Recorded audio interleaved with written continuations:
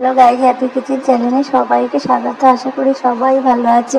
আজ আমি তোমাদের সঙ্গে শেয়ার করব 1 কাপ ময়দা ও 2টো ডিম দিয়ে একটা সুন্দর নাস্তা। বাচ্চারা টিফিনেও নিয়ে যেতে পারবে এবং সন্ধ্যেবেলার একটা সুন্দর নাস্তা। প্রথমে আমি এখানে 2টো ডিম নিয়েছি, একটা বড় পেঁয়াজ নিয়েছি, পেঁয়াজকে কুচি করে নিয়েছি। তারপর নুন, জিরে, মরিচ ও লঙ্কার গুঁড়ো দিয়ে ডিমটাকে মেখে নিয়েছি। তারপর 1 কাপ ময়দা নিয়েছি, উষ্ণ জল, গরম জল দিয়ে মাখা করে নিয়েছি ময়দাটাকে। তারপর ডিমের পুরটাকে দিয়ে এইভাবে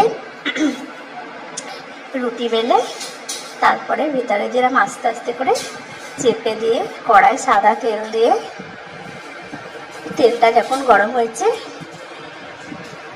তৈরি করে রাখা এটাকে আমি ছেড়ে দিয়ে আমার একটা সুন্দর নাস্তা তৈরি করে ফেলা। গাইজ, আমার চ্যানেলকে লাইক অ্যান্ড সাবস্ক্রাইব।